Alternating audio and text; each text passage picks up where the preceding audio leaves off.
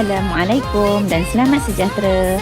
Untuk video kali ini kita akan belajar mengenai sifat-sifat kimia bagi asid dan alkali.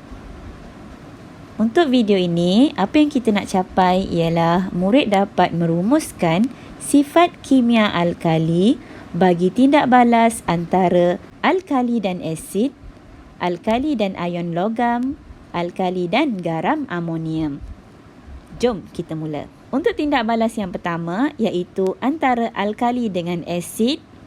Okey. So bila alkali bertindak balas dengan asid, so tindak balas itu dinamakan sebagai tindak balas peneutralan, yang mana alkali dapat meneutralkan asid yang akan menghasilkan garam dan juga air. So aplikasi bagi tindak balas ini ialah penyediaan garam terlarut yang akan kita belajar dalam topik garam nanti. Sebelum kita tengok kepada bagaimanakah tindak balas tersebut dijalankan secara teori, so kita tengok dulu contoh tindak balas alkali dengan asid. So cikgu ada contoh alkali iaitu barium hidroksida. So barium hidroksida bertindak balas dengan asid, contohnya ambil asid hidroklorik. Maka garam yang terhasil ialah kita akan ambil Ba. Okey, kita ambil cation daripada alkali. Lepas tu kita ambil anion daripada asid dan kita gabungkanlah dia. Maka kita akan dapat BaCl2. Jangan lupa ya, barium dia punya charge ialah 2 positif.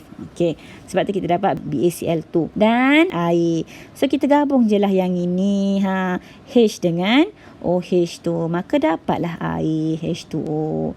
Lepas tu tinggal buat apa? Tinggal seimbangkan sahaja. So ingat, bila nak seimbang mesti seimbangkan logam dulu. So dalam ni kita ada di sebelah kiri 1 barium, kanan 1 barium. Lepas tu tak ada dah logam, baru seimbangkan yang bukan logam. So kiri ada 1 klorin, okey, 1 klorin, kanan ada 2 klorin. Okey, tak sama. So barulah kita seimbangkan.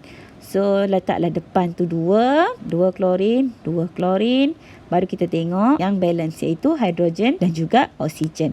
So hidrogen ada 4, sini hidrogen ada 2. Okey, terus letak 2 kat depan tu. Maka hidrogen dah jadi 4. Oksigen 2. Oksigen pun 2. Settle. So ini ialah bagaimana tindak balas di antara alkali dengan asid dapat dijalankan. Yang mana kita ada 1 spatula serbuk asid benzoik dimasukkan ke dalam beaker yang mengandungi 20 cm padu larutan natrium hidroksida pada kemolaran 1.0 mol per desimeter padu. So kita akan masukkan asid itu. Lepas tu masa kita masuk, kita akan kacau. Okey, masukkan kacau. So serbuk asid benzoik ni kita akan masuk secara berlebihan, sedikit demi sedikit, dan kita kacau sampailah kita tengok bila serbuk asid benzoik yang dimasukkan sudah tidak lagi larut. Baru kita berhenti masukkan serbuk asid benzoik ini. Lepas tu kita akan asingkan baki turasan yang tidak larut tadi dengan menggunakan corong turas dan kertas turas. So tuangkan ke dalam corong turas, okey. Lepas tu baki turasan akan tinggal dekat dalam kertas turas, manakala hasil turasan kita akan kumpul di dalam beaker. So next step ialah apa yang kita akan buat, hasil turasan nanti kita akan masukkan ke dalam mangkuk penyejat yang mana kita akan panaskan hasil turasan tersebut sehingga tepu atau pada 1/3 isi padu yang asal. Okay, lepas tu kita akan biarkan dia sejuk sehingga terbentuklah hablo garam. Okey, so inilah garam yang kita akan dapat apabila kita tindak balaskan asid benzoik dan juga natrium hidroksida. So kalau nak tahu apa nama hablogaram tu, kita boleh tengoklah dah berdasarkan nama asid yang kita guna. So kita guna asid benzoik dan juga kita guna natrium hidroksida. So nama garam ini ialah kita akan ambil cation daripada alkali iaitu natrium. Lepas tu kita akan ambil anion daripada asid benzoik, iaitu benzoik. So namanya ialah natrium. So benzoik tukar oik tu kepada OAT. So benzoat. So yang kedua pula ialah tindak balas antara alkali dengan garam amonium. So untuk tindak balas ini, gas amonia akan dibebaskan apabila alkali dipanaskan dengan garam amonium tersebut. So gas amonia itu mempunyai bau yang sengit dan akan menukarkan kertas litmus merah lembap kepada biru. Sebab apa? Sebab gas amonia kan beralkali. That's why kita akan test dengan kertas litmus merah lembap untuk dia menunjukkan sifat kealkalian dia. So dia akan bertukar kepada biru lah. So aplikasi bagi tindak balas antara alkali dengan garam amonium ini ialah untuk ujian pengesahan kation amonium dalam analisis kualitatif garam. So yang ini juga kita akan tengok nanti di dalam topik garam. Untuk tindak balas yang kedua ini iaitu alkali dengan garam amonium, jom kita tengok contoh dulu. So contoh yang kita nak guna ialah tindak balas di antara natrium hidroksida. Okey, natrium hidroksida bertindak balas dengan garam amonium. So garam amonium yang saya nak guna ialah amonium sulfat contohnya. Okey, NH4 amonium. So sulfat SO4. Jangan lupa ya, sulfat dia punya charge ialah 2 negatif. Jadi yang ini kena kurung, letak 2 kat situ. So amonium sulfat. Maka apakah garam yang kita akan dapat daripada tindak balas kedua-dua ini? Alkali ambil dia punya cation, garam amonium ambil dia punya anion. Maka awak akan dapat natrium sulfat. Okey. Lepas tu tinggal apa lagi? Tinggal air dengan amonia. So terus letak air dan juga amonia. Okey. So next tinggal buat apa? Tinggal seimbangkan sahajalah. So kiri ada 1 natrium, kanan ada 2 natrium. Maka letak 2 kat depan tu. Okey, lepas tu dah sama natrium, tengok nitrogen pula. So kiri ada 2 nitrogen, kanan ada 1 je nitrogen. Okey, nak buat macam mana ni? Maka kanan kena jadikan dia sebagai 2. So nitrogen dah balance, yang mana kiri ada 2 nitrogen, kanan pun ada 2 nitrogen. Lepas tu kita tengok sulfur. Okey, sulfur kiri ada 1, kanan pun ada 1. Lepas tu kita tengok hydrogen. So kiri ada 2, 8. Sini 8 8 tambah 2 10. Okey, sini kiri ada 10. Tengok pula kanan. So kanan ada 2. Lepas tu ni 6. 6 tambah 2 baru 8 kan? Tak cukup berapa? Tak cukup 2. Jadi letaklah 2 kat depan air tu. Alamak, nampak pening pak letak 2 kat situ. Okey. Ni macam ni gitu.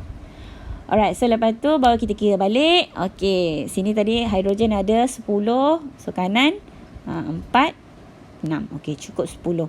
Tengok pula oksigen. Oksigen kiri 2 campur dengan 4, 6. So kanan pula 4 campur dengan 2 pun 6. Okey, settle. Dapatlah tindak balas di antara alkali dengan garam amonium. Dapatlah garam dia, air and alkali. Okey, so sekarang kita akan tengok tindak balas di antara alkali dengan garam amonium.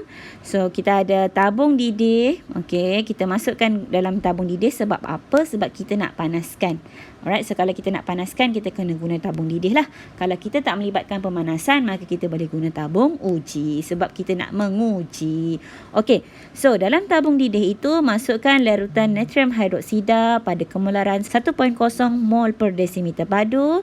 Dan masukkan serbuk amonium klorida dengan menggunakan spatula ke dalam kita punya tabung didih. Lepas tu kita akan panaskan campuran kita tersebut supaya berlaku tindak balas lah. So kita nampak sini ada gelembung gas. So bila ada gelembung gas bermaksud ada gas yang terbebas. So gas yang terbebas itu kita tak tahu dia gas apa, maka kita boleh uji dengan menggunakan kertas litmus merah lembap. So bila kertas litmus merah lembap ini bertukar menjadi warna biru, maka gas yang terbebas tersebut bersifat alkali. So betul lah, gas yang terbebas ialah gas amonia. Okey, dan saya daripada tu awak boleh dapat daripada dia punya bau lah. Yang mana gas amonia kan dia dah bagi tahu baunya ialah bau sengit. Okey, untuk tindak balas yang ketiga iaitu di antara alkali dengan ion logam, dia akan menghasilkan logam hidroksida. Yang mana logam hidroksida tersebut kebanyakannya ialah tak larut. So hidroksida bagi logam peralihan pula kita akan dapat dalam bentuk yang berwarna, dan aplikasi bagi tindak balas antara alkali dan ion logam ini ialah untuk ujian pengesahan bagi cation dalam analisis kualitatif garam. So yang ini pun sama, kita akan tengok nanti dalam topik garam ya. So untuk tindak balas yang ketiga ini iaitu antara alkali dengan ion logam. Mari kita tengok contoh tindak balas dulu. So contohnya cikgu ada alkali, okey, alkali natrium hidroksida.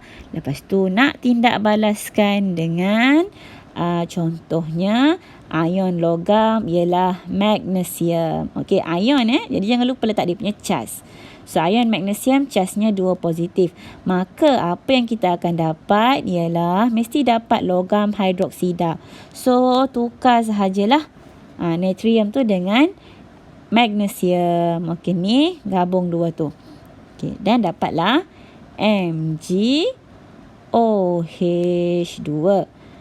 And tinggal lagi satu ialah ion natrium. Lepas tu kasih seimbang sahaja. So natrium kiri 1, kanan 1. Magnesium kiri 1, kanan 1. Okey, oksigen kiri 1, kanan 2. Hidrogen pun sama, kiri 1, kanan 2. Maka nak buat macam mana?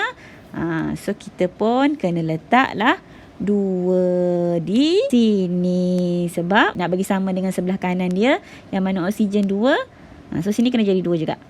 Lepas tu sini hidrogen 2. So this one pun sama, sudah 2.